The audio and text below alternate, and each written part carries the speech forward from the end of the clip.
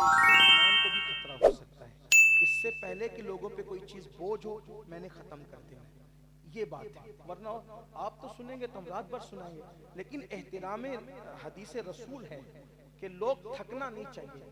یہ بات آپ نے کہا، میں ایک روایت پڑھتا ہوں، بات ختم کرتا ہوں، لیکن تھوڑی طویل روایت ہے، اپنے الفاظ کے جامع میں پڑھتا ہوں۔ توبہ کرو، بدل جاؤ، کیسا بھی پاپ کیا، کیسا بھی گناہ کیا، اللہ معاف کرے گا۔ حضرت محبوب الہی خواجہ نظام الدین اولیاء فرماتے ہیں، متقی وہ ہے جس نے گناہ نہیں کیا، اور توبہ کرنے والا وہ ہے جس نے توبہ کیا۔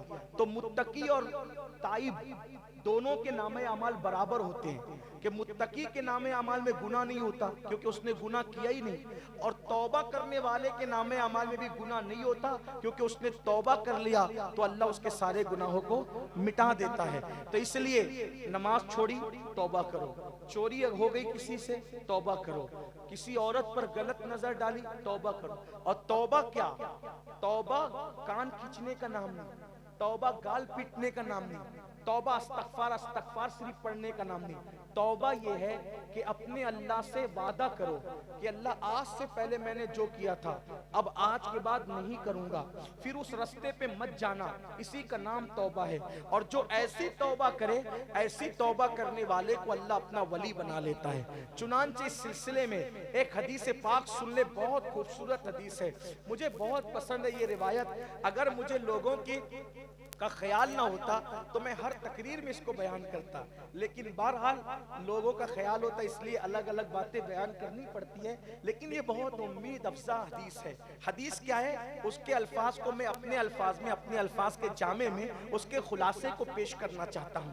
روایت میں آتا ہے، اس حدیث کے راوی حضرت سیدنا عبداللہ ابن عمر اس حدیث کے راوی حضرت سیدنا عبداللہ ابن عمر رضی اللہ تعالیٰ عنہ ہے، اور حدیث کون بیان کر رہا ہے؟ عمر ابن خطاب بیان کر رہے ہیں۔ اور کیا روایت ہے سنیے، روایت یہ ہے کہ ایک مرتبہ فاروق اعظم اللہ کے رسول علیہ السلام کے گھر کی طرف بڑھے، حضور کی بارگاہ کی طرف بڑھے، آقا کے گھر کے پاس فاروق اعظم آئے تو فاروق اعظم نے دیکھا ایک بندہ حضور کی چوکھٹ پہ پڑا ہوا ہے، حضور کے گھر کے باہر حضور کی چوکھٹ پہ پڑا ہوا ہے اور اپنے سر پہ خاک ڈال رہا ہے اور وہ رو رہا ہے۔ فاروق اعظم نے کہا، کیوں رو رہا ہے اے جوان، اے جوان تو کیوں رو رہا ہے؟ اس جوان نے کہا، اے عمر مجھ پہ ایک احسان کرو، حضور سے مجھے ملا دو ایک بار اور حضور سے میری بات کرا دو۔ آقا کی بارگاہ میں گئے، حالانکہ وہاں ایسی ضرورت پیش نہیں آتی تھی، کوئی بھی حضور سے آ کے مل سکتا تھا، مدینہ منورہ کے چھوٹے چھوٹے بچے بھی حضور سے مل سکتے تھے، پاگل بھی آ کے ملتے تھے، جانور بھی حضور سے آ کر کے ملتے تھے، حضور کا دربار سب کے لیے کھلا رہتا تھا۔ تو لیکن اس نے کہا کہ میری ملاقات کرا دی۔ فاروق اعظم آقا کی بارگاہ میں گئے، یا رسول اللہ ایک جوان ہے اور رو رہا ہے، اپنے سر پہ خاک ڈال رہا ہے، آقا ملنا چاہتا ہے، حضور آپ ملیں گے؟ سرکار نے فرمایا بلاؤ اس کو۔ وہ روتے ہوئے آیا، آقا میرے لیے دعا کر دیں آپ کہ اللہ مجھے معاف کر دے، اللہ میری مغفرت کر دے۔ سرکار نے فرمایا کہ کیا کیا تو نے؟ حضور میں نے ایسا گناہ کر لیا کہ میری ہمت نہیں ہو رہی آپ کو بتانے کی، میں آپ کو نہیں بتا سکتا آقا، مجھ سے ایسا گناہ ہو گیا۔ سرکار نے فرمایا بتا اللہ کے بندے کہ تو نے کیا گناہ کیا، کون سا گناہ کیا؟ وہ کہتا ہے حضور مجھے نہیں ہمت ہے کہ میں بیان کروں، میرا گناہ بہت بڑا ہے۔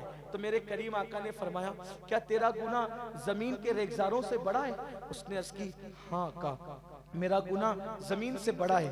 پھر فرمایا کیا تیرا گناہ سمندر کی جھاگ سے اور آسمانوں سے بھی بڑا ہے؟ اس نے عرض کی ہاں آقا میرا گناہ سمندر کے جھاگ اور آسمانوں سے بھی بڑا ہے۔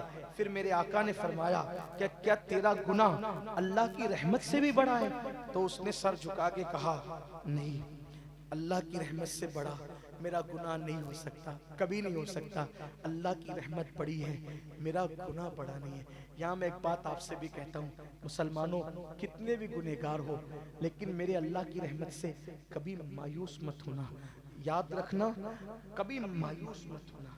اگر تم پہ مصیبت بھی آئے نا ہمت مت ہارنا، مصیبت بڑی نہیں ہے، اللہ بڑا ہے، کوئی گناہ بڑا نہیں ہے، اللہ بڑا ہے، اللہ کی رحمت بڑی ہے کبھی۔ اور پھر اللہ اپنے بندوں سے 70 ماؤں سے زیادہ پیار کرتا ہے، لیکن اے بندے تو نے سب سے دوستی کی نا، میرے اللہ کیا تو کبھی نہیں آیا۔ میرا اللہ کیسا ہے جانتے ہو؟ حدیث پاک میں آتا ہے جب رات کا آخری حصہ آتا ہے تو اللہ پکار کے کہتا ہے اے رات کے پاپیوں صبح ہونے سے پہلے پہلے توبہ کر لو تاکہ میں تمہیں معاف کر دوں. اور جب شام ہوتی ہے تو سورج غروب ہوتے وقت کہتا ہے اے دن کے پاپیوں رات ہونے سے پہلے پہلے معافی مانگ لو تاکہ میں تمہیں معاف کر دوں. لوگ کہتے ہیں نا شب برات میں اللہ پہلے آسمان پہ تجلی فرماتا ہے اور کہتا ہے مجھ سے مانگو کیا مانگتے ہو. میرے عزیز صرف شب برات نہیں، ہر رات کے آخری حصے میں اللہ پہلے آسمان پہ تجلی کرتا ہے جیسا کہ اس کی شان ہے اور کہتا ہے میرے بندے مانگ. کیا مانگتا ہے؟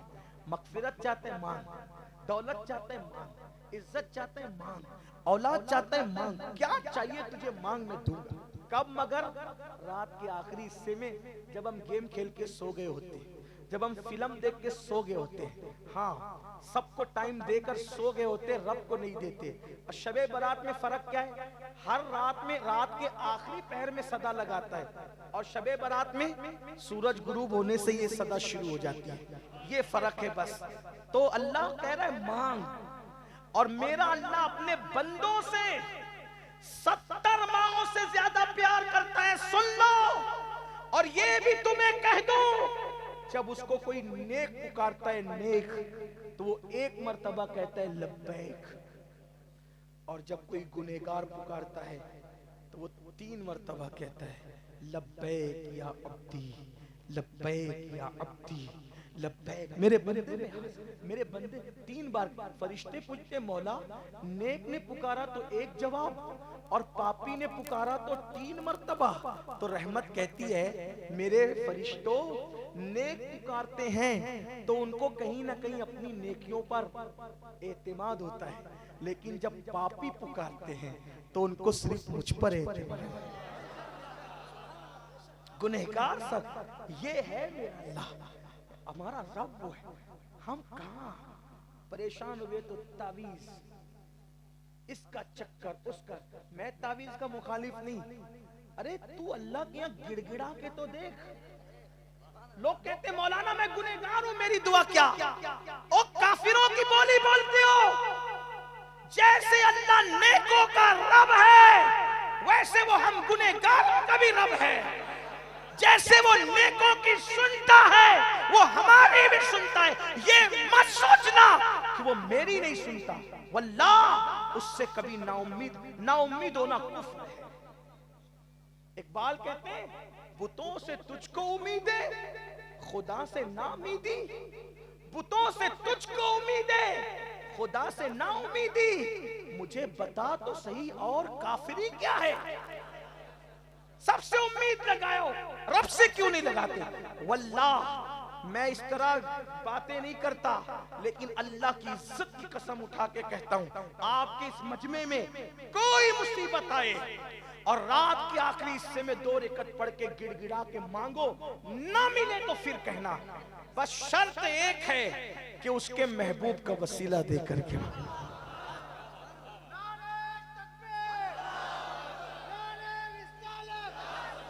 میرے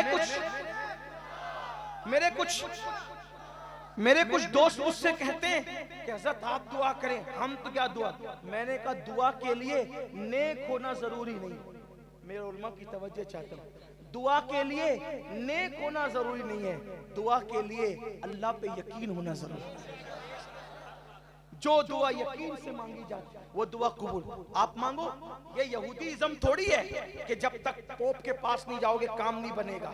یہ عیسائی ازم تھوڑی ہے کہ جب تک راہب کے پاس نہیں جاؤ گے کام نہیں بنے گا. یہ ہندوازم تھوڑی ہے کہ جب تک پنڈت کا سہارا نہیں لو گے کام نہیں بنے گا. ارے یہ اسلام ہے اسلام. تو جہاں بیٹھ کر نبی کا وسیلہ دے کر پکار، تیرا خدا تجھ سے دور نہیں ہے. نحن اقرب الیہ من حبل الورید. تیرا اللہ تیری شہرت سے زیادہ قریب. پکار کر تو دیکھو. ہم دور ہوئے اس سے، ہم دور بھاگے. غلطی ہماری ہے، اس کی رحمت تو وہی. ہم تو مائل بکرم ہے، کوئی سائل ہی نہیں. راہ دکھلائے کسے راہ روے منزل.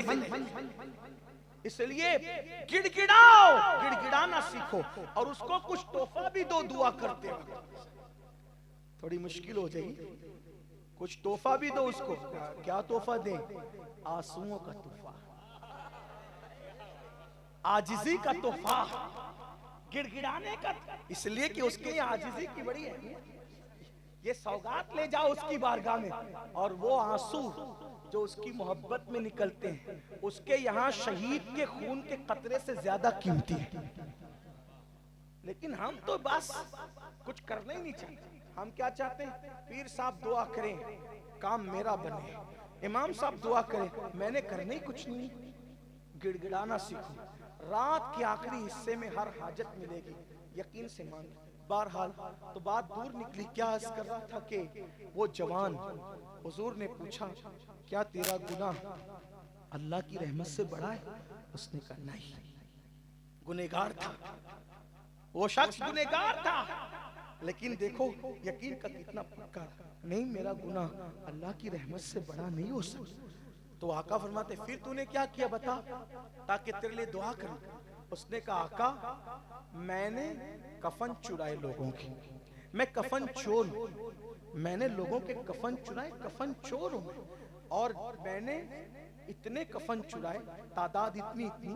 اور پھر اس نے کہا جب ایک بار میں کفن چرانے گیا تو میں نے ایک قبر کھولی اور کفن نکالا تو میں نے دیکھا اس میں ایک لڑکی تھی، کفن نکالا قبر سے، لڑکی تھی، لڑکی خوبصورت تھی، قبرستان کا سناٹا، قبرستان کا سکون سناٹا، قبر میں لڑکی، کفن نکالا۔ اب میں تو اس پہ کوئی تفسیر نہیں کر سکتا کہ کفن ایک بدن سے نکل جائے تو کیفیت کیا ہوگی، اور خوبصورت لڑکی۔ اس نے کہا شیطان نے مجھ پہ حملہ کیا، میں نے قبرستان کے اندر اس لڑکی کے ساتھ بدکاری کی، زنا کیا۔ میں سمجھتا ہوں کہ اس پورے مجمع میں کوئی ایسا بندہ نہیں ہوگا نا، دنیا میں انشاءاللہ نہیں ہوگا کوئی ایسا کہ کوئی قبرستان میں بدکاری کی۔ اللہ اکبر، آقا نے اتنا سنا، مردہ لڑکی کے ساتھ بدکاری۔ حضور جب بدکاری کر چکا تو وہ لڑکی زندہ ہو گئی، اور اس نے مجھے بددعا دی کہ تو نے مجھے ناپاک کر دیا، تو نے مجھے ناپاک کر دیا مردوں کے درمیان، کیا منہ لے کر میں یہاں رہوں گی؟ اللہ تجھے تباہ کرے، برباد کرے، تجھے معاف نہ کرے۔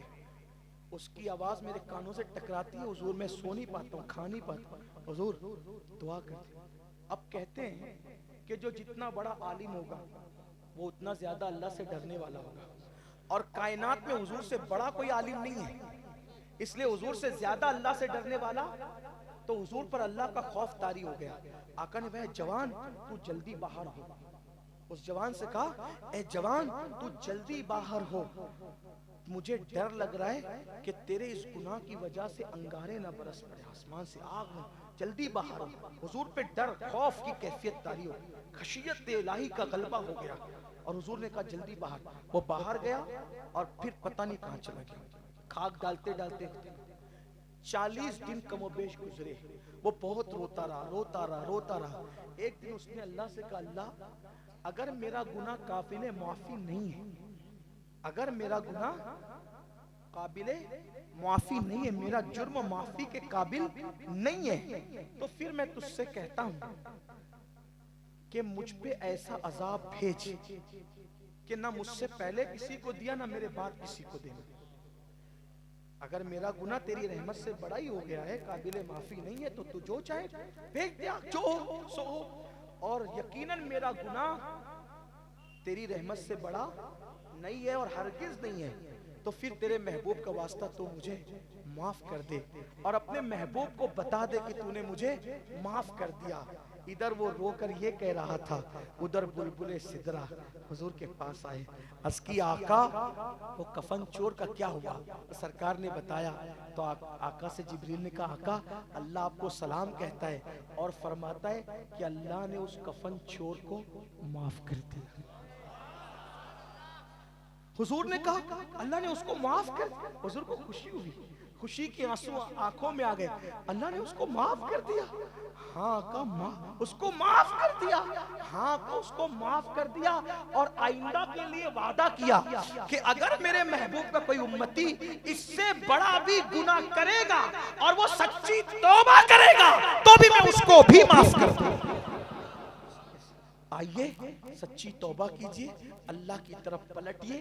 آج نہیں پلٹو گے تو اپنے جنازے میں پچھتاؤ گے, اس لیے آج پلٹیے, آج بدلیے, آج تبدیل ہوئیے. یہی پیغام ہے. الحمدللہ یہ مدرسے کا جلسہ دستار کا نہیں, بچوں کا مدرسے کا جلسہ ہے. آپ سے گزارش ہے اپنے بچوں کو عالم بنائیے, حافظ بنائیے, قاری بنائیے, مفتی بنائیے, ڈاکٹر, انجینئر, ٹیچر بنائیے. علم کو عام کیجئے اور علم کی راہ میں محنت کرنے والوں کی مدد کیجئے. اللہ تعالیٰ سب کے حال پہ رحم فرمائے. گفتگو کے درمیان اگر کوئی غلطی ہو تو اللہ معاف فرمائے. استغفر اللہ ربی من کل ذنب واتوب الیہ. اللہ تعالیٰ سب کے حال پہ کرم. عزیزم قریب لاریب اچھا ماشاءاللہ MBBS کر رہے ہیں, کامیاب اللہ انہیں فرمائے. اور جتنے بھی ہمارے بچے پڑھ رہے ہیں اللہ تعالیٰ ان سب کو آگے بڑھائے. آپ سے یہی کہتا ہوں میرے مسلمان بھائیوں, اللہ کے رسول نے 23 سال کی قلیل مدت میں جو انقلاب پیدا کیا تھا وہ تعلیمی انقلاب تھا. پوری دنیا پہ جو مسلمان چھائے تھے علم کی وجہ سے. ان پڑھ مت رہو اور اپنے بچوں کو ان پڑھ مت رہنے دو. ہمارے مہریرہ کے مشائخ کا نعرہ ہے آدھی روٹی کھائیں گے بچوں کو پڑھائیں گے. تھوڑا کھاؤ, آدھی روٹی کھاؤ, لیکن اپنے بچوں کو تعلیم دلاؤ. ڈاکٹر بناؤ, ٹیچر بناؤ, انجینئر بناؤ, IAS بناؤ, IPS بناؤ. 2 کام زیادہ کرو, 2 گھنٹے محنت زیادہ کرو. اپنی اخراجات پہ کنٹرول کرو, اپنے اخراجات پہ کنٹرول کرو, لیکن بچوں کو آگے بڑھاؤ. تعلیم دو اپنے بچوں کو. 10-20 سال اگر ہم نے ہندوستان میں تعلیم پر محنت کر لی تو انشاءاللہ مستقبل بہت خوش آئند ہوگا, بہت تابناک ہوگا. اور اپنے شوق کم کرو, اپنے شوق کم کرو, تعلیم کی طرف توجہ دو. شادی کی فضول خرچیاں کم کرو, جلسوں کی فضول خرچیاں کم کرو. اور اپنے یہ جو اللہ اکبر برائیوں میں پیسہ ضائع کرتے اس پہ عورتیں میک اپ پر جو ہے وہ خرچہ کم کرے.